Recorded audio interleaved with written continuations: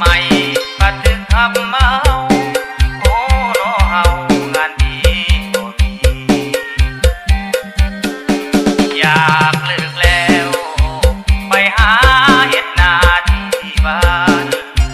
ได้แล้วพัดขาดเข้าอยู่ทางบ้านหากินบ่มียิ่งเริ่มทำต่อนี่ละน้อคนขาดจริงเอาแรงงานหาแล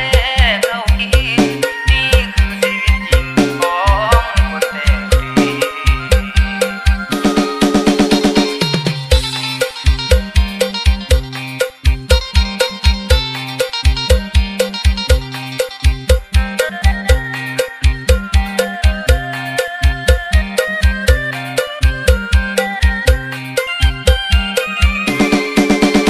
ขอวิงวอน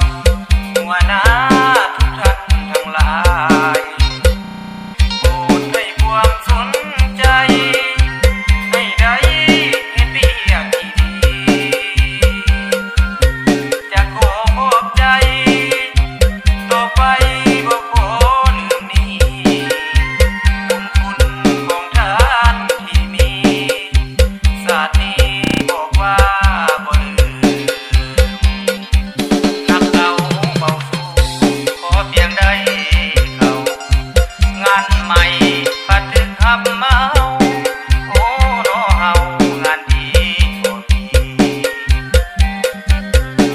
อยากเลิก